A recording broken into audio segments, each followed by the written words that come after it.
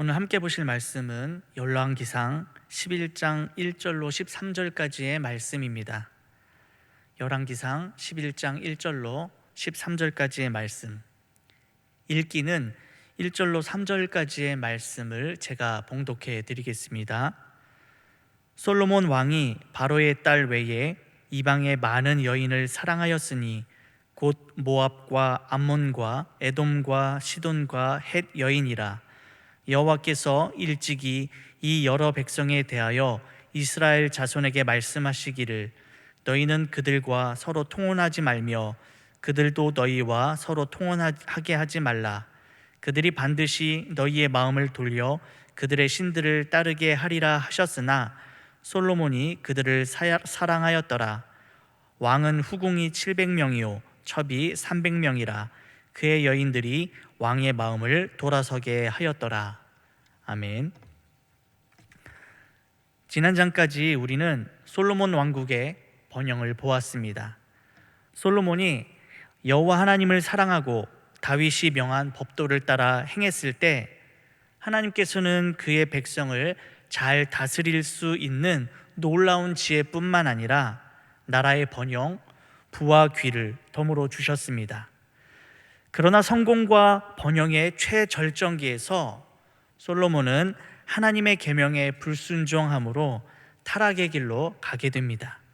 그런데 문제는 솔로몬이 몰라서 타락의 길로 빠져든 것이 아니라는 사실입니다. 오래전 하나님께서는 이미 이스라엘 백성들에게 경고하셨습니다. 하나님께서 모세를 통해 이스라엘 백성들에게 말씀하시기를 하나님의 약속하신 땅에 이르러 그곳에서 살 때에 이방의 여러 나라 백성들과 혼인하지 말라라고 명하셨습니다. 왜냐하면 이방인과의 결혼을 통해 이방 우상을 섬길 수 있는 여지가 생기기 때문입니다. 신명기 7장 3절과 4절입니다. 또 그들과 혼인하지도 말지니 내 딸을 그들의 아들에게 주지 말 것이요 그들의 딸도 내 며느리로 삼지 말 것은 그가 내 아들을 유혹하여 그가 여호와를 떠나고 다른 신들을 섬기게 함으로 여호와께서 너희에게 진노하사 갑자기 너희를 멸하실 것임이니라. 또한 하나님은 이스라엘의 왕에게 아내를 많이 두지 말라라고 경고하셨습니다. 신명기 17장 17절 그에게 아내를 많이 두어 그의 마음이 미혹되게 하지 말 것이며 자기를 위하여 은금을 많이 쌓지 말 것이니라. 왕이 아내를 많이 둔다는 것은 곧 나라를 다스리고 백성들을 보살피기보다 개인의 탐욕에 더 몰두하는 것입니다. 여러분, 솔로몬은 어렸을 때부터 율법과 말씀을 배웠습니다. 그러므로 이러한 말씀을 몰랐을 리 없습니다. 더욱이 솔로몬은 하나님께서 주신 지혜가 충만한 사람이었기 때문에 더더욱 말씀이 요구하는 바가 무엇인지를 잘 알고 있었을 것입니다. 그러나 자신이 누리는 축복에 취하여서 말씀대로 살아야 할 능력을 잃어버리고 말았습니다. 여러분, 솔로몬은 과거 자신의 아버지 다윗이 여러 아내들을 통해 낳은 자녀들로 인해 어렸을 때부터 가정적으로 많은 어려움을 당했습니다. 압살롬이 아버지 다윗을 반역하고 이스라엘을 차지하려고 했던 일도 알고 있습니다. 또한 이복형인 아도니아와 왕위를 놓고 갈등했었던 일도 있었습니다. 일부 다처제로 인한 문제들을 누구보다 잘 알고 있었을 것입니다. 그런데 솔로몬 자신은 아버지 다윗보다 훨씬 더 많은 아내를 두었습니다. 그 내용이 1절에서 3절까지 기록되어 있습니다. 1절과 3절입니다. 솔로몬 왕이 바로의 딸 외에 이방의 많은 여인을 사랑하였으니 곧 모압과 암몬과 에돔과 시돈과 헷 여인이라. 여호와께서 일찍이 이 여러 백성에 대하여 이스라엘 자손에게 말씀하시기를 너희는 그들과 서로 통혼하지 말며 그들도 너희와 서로 통혼하게 하지 말라. 그들이 반드시 너희의 마음을 돌려 그들의 신들을 따르게 하리라 하셨으나 솔로몬이 그들을 사랑하였더라. 왕은 후궁이 700명이요 첩이 300명이라. 그의 여인들이 왕의 마음을 돌아서게 하였더라. 솔로몬이 즉위초기 애굽과 동맹을 맺고 그 표로 바로의 딸과 결혼을 했습니다. 당시 애굽의 공주가 다른 나라에 주어진 일은 극히 드문 일이었음을 볼 때 솔로몬의 지위가 어떠했는지를 짐작해 볼 수 있습니다. 바로의 딸은 솔로몬의 아내들 중에 정실 부인에 속했습니다. 따라서 솔로몬은 바로의 딸을 위해 특별히 별궁을 건축하기도 했습니다. 그런데 시간이 지나면서 솔로몬은 모압, 암몬, 에돈, 시돈, 헷 등 다른 이방 여인들도 사랑하게 되었고 결국 많은 아내를 두게 되었습니다. 3절을 보니 솔로몬의 후궁이 700명이었고 첩이 300명이었다라고 합니다. 1절과 2절에 거듭 기록한 것처럼 솔로몬은 그들을 사랑했습니다. 여기에 해당되는 히브리어는 아하브라고 합니다.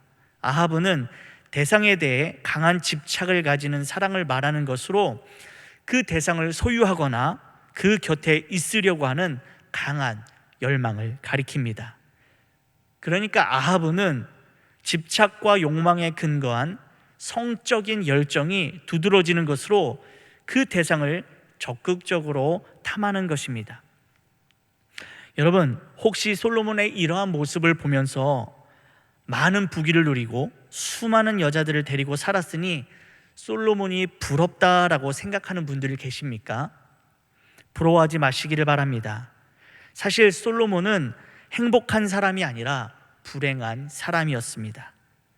솔로몬이 왜 그렇게 많은 재물을 쌓았겠습니까? 그 마음이 채워지지 않기 때문입니다. 왜 그렇게 수많은 여자들을 아내로 두었겠습니까?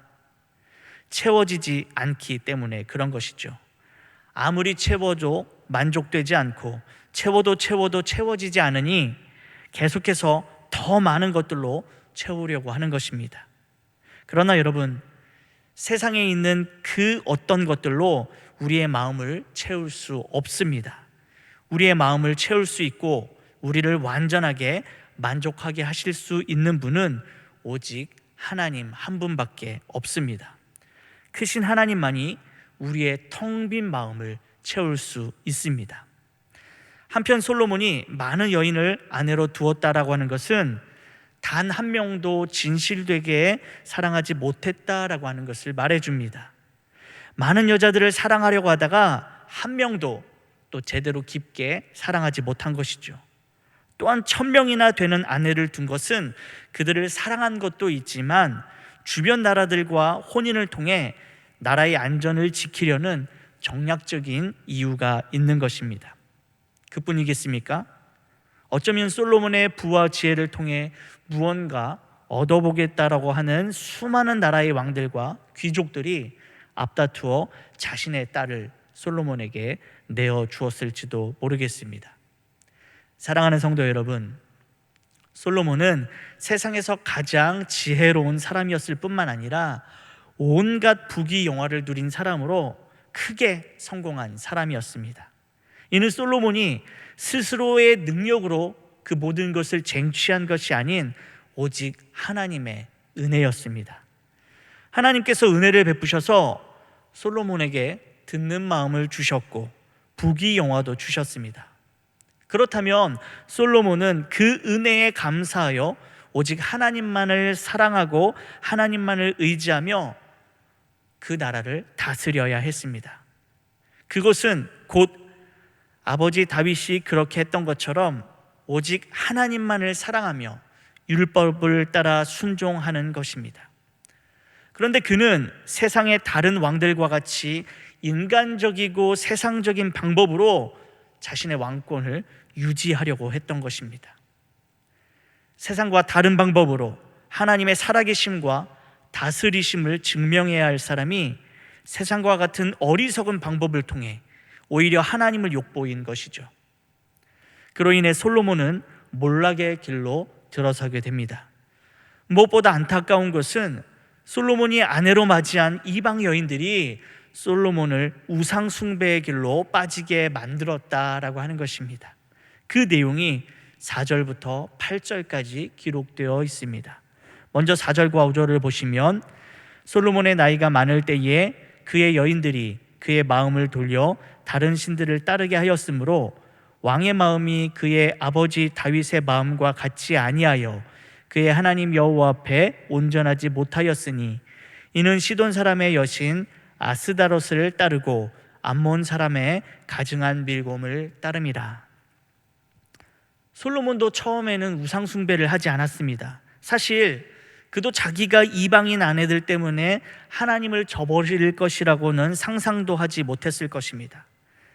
하나님이 주신 지혜로 얼마든지 다윗의 길을 따라 하나님을 잘 섬기며 이 상황을 잘 조절할 수 있을 것이라고 생각했을 것입니다. 그러나 그렇지 못했습니다. 솔로몬이 젊었을 때는 지혜가 충만했고 또 힘도 넘쳤기 때문에 아무리 아내들이 이방신을 섬기도록 요구해도 또 애원해도 거절하고 달랬을 것입니다. 하지만 나이 들어 늙어가면서 힘도 약해지고 마음도 약해지는 것이죠. 그러다 보니 아내들의 요구에 조금씩 타협하면서 하나님과 함께 이방신들을 섬기기 시작했고 결국 우상 숭배에 빠져 우상의 산당을 만들고 제사하는 일도 서슴지 않게 된 것입니다. 6절과 8절입니다. 솔로몬이 여호와의 눈앞에서 악을 행하여 그의 아버지 다윗이 여호와를 온전히 따름같이 따르지 아니하고 모압에 가증한 그모스를 위하여 예루살렘 앞산에 산당을 지었고 또 암몬 자손의 가증한 몰록을 위하여 그와 같이 하였으며 그가 또 그의 이방 여인들을 위하여 다 그와 같이 한지라. 그들이 자기의 신들에게 분향하며 제사하였더라. 여러분, 이것은 우리에게 무엇을 말해줍니까? 죄의 문제에 있어서 스스로의 능력을 과신해서는 안 된다라고 하는 것이죠. 무슨 말입니까? 우리가 죄를 짓거나 하나님이 기뻐하시지 않는 선택을 함에 있어서 이번 한 번뿐만인데 괜찮겠지, 이 문제는 얼마든지 내가 조절할 수 있어, 나는 믿음이 있기 때문에 괜찮아 라고 확신할 수 없다는 말입니다. 여러분, 나 자신은요 생각보다 훨씬 더 연약한 존재입니다. 우리가 짓는 죄들이 무엇입니까? 우리는 늘 새로운 죄에 빠지는 것이 아니라 늘 똑같은, 그것도 아주 작은 죄의 유혹에 쉽게 넘어가는 것이죠. 그 달콤한 유혹에서 헤어나지 못하는 것입니다. 우리에게 죄를 이길 수 있는 힘이 없습니다. 날마다 하나님의 손에 붙들려 인도하심을 받지 않는다면 우리는 방심하게 되고 결국 같은 죄에 넘어가고 마는 것입니다. 다윗이 밧세바와 간음을 저지른 때는 그의 삶이 가장 힘들고 어려울 때가 아니었습니다. 오히려 힘이 있어서 주변의 국가들을 정복하고 평안하게 살만한 때였습니다. 한순간의 방심에 죄가 틈을 타서 다윗으로 하여금 돌이킬 수 없는 큰 범죄를 저지르게 한 것입니다. 그러므로 여러분, 우리는 누구도 죄의 문제에 있어서 나는 괜찮아, 나는 이길 수 있어 라고 장담할 수 없습니다. 아니, 장담해서도 안 됩니다. 오히려 날마다 하나님의 인도하심을 받으며 살아야 합니다. 하나님의 말씀을 붙들고 그 말씀에 자신을 비추어 보아야 할 것입니다. 겸손한 마음을 가지고 하나님의 은혜를 구해야 합니다. 그리고 여러분, 죄가 있는 곳에서 피하시기를 바랍니다. 그곳에서 벗어나시기를 바랍니다. 그것이 바로 죄를 멀리하고 죄를 이길 수 있는 길입니다. 오늘 하루도 하나님의 인도하심을 받고 겸손히 스스로를 살피며 절제하고 죄의 현장에서 피하여 죄를 이기는 우리 모든 성도님들 되시기를 소망합니다. 타락한 솔로몬을 보신 하나님의 마음은 어떠셨을까요? 너무나 아프셨을 것입니다. 그러나 거룩하신 하나님은 아무리 사랑하는 사람이라 할지라도 그가 함부로 죄를 지으며 살아가도록 그냥 내버려 두지 않으십니다. 하나님은 솔로몬이 정신 차려 우상을 버리고 다시 하나님만을 섬기기를 바라셨습니다. 그러므로 무서운 징계를 내리십니다. 이는 솔로몬을 사랑하는 하나님께서 솔로몬에게 회개의 기회를 주시는 것입니다. 9절과 10절입니다. 솔로몬이 마음을 돌려 이스라엘의 하나님 여호와를 떠남으로 여호와께서 그에게 진노하시니라. 여호와께서 일찍이 2번이나 그에게 나타나시고 이 일에 대하여 명령하사 다른 신을 따르지 말라 하셨으나 그가 여호와의 명령을 지키지 않았으므로. 솔로몬이 하나님을 배반했습니다. 더 이상 아버지 다윗의 길을 따르지 않고 하나님의 명령을 지키지 않았죠. 아버지 다윗도 하나님께 범죄하기는 했지만 우상 숭배는 하지 않았습니다. 그러나 솔로몬은 하나님이 제일 싫어하시는 우상을 섬긴 것입니다. 이는 솔로몬이 하나님을 완전히 버렸다는 것은 아닙니다. 솔로몬은 마음을 나누어 하나님도 섬기고 우상도 섬겼습니다. 그러자 온전한 사랑을 원하시는 하나님께서 솔로몬에게 2번 나타나셔서 회개할 기회를 주셨습니다. 그러나 솔로몬은 그 말씀을 듣지 않았고 하나님은 진노하셨습니다. 이제 범죄한 솔로몬에게 하나님께서는 심판과 경고의 말씀을 주십니다. 11절입니다. 여호와께서 솔로몬에게 말씀하시되 내게 이러한 일이 있었고 또 내가 내 언약과 내가 내게 명령한 법도를 지키지 아니하였으니 내가 반드시 이 나라를 내게서 빼앗아 내 신하에게 주리라. 절대로 무너지지 않을 것 같은 이 왕국을 무너뜨리시겠다라고 합니다. 그것도 믿고 의지하던 신하 중 한 사람이 배반해서 나라를 빼앗을 것이라고 하십니다. 그렇습니다. 아무리 화려하고 절대 무너지지 않을 것 같은 권력이라 할지라도 무너지는 것은 한순간이다라고 하는 것이죠. 힘들게 쌓아올린 부귀영화도 순식간에 바람에 나는 겨와 같이 사라질 수 있습니다.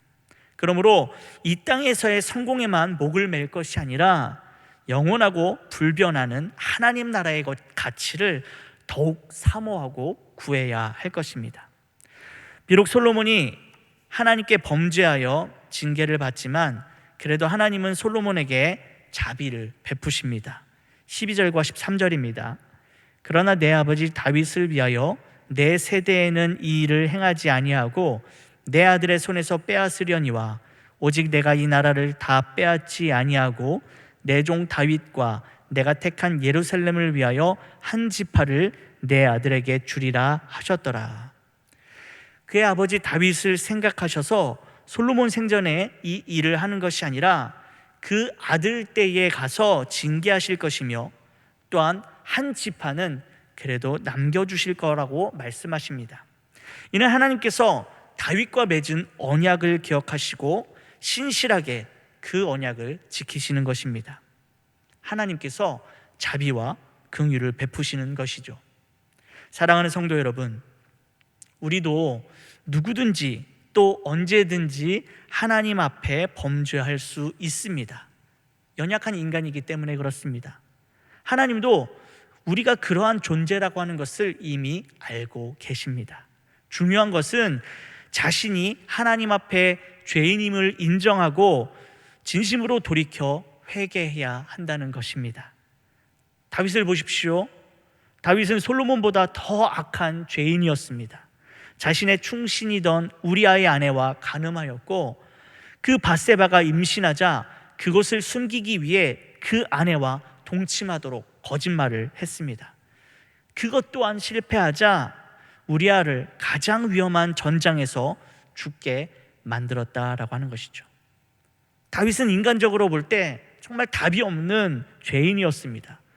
그럼에도 불구하고 하나님은 다윗을 마음에 합한 사람이라고 인정해 주셨습니다.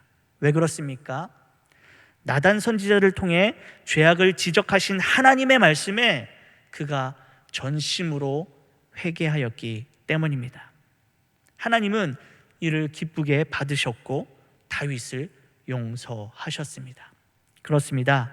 하나님은 죄 짓지 않는 사람을 찾으시고 기뻐하시는 것이 아니라 하나님 앞에 겸손하게 자신의 죄를 인정하고 회개하는 사람을 찾으시고 기뻐하십니다. 그 사람이 바로 내가 되기를 소망합니다. 무한하신 하나님의 사랑과 자비와 긍휼을 의지하며 오늘 하루도 하나님과 동행하며 살아가시는 우리 모든 성도님들이 되시기를 축원합니다.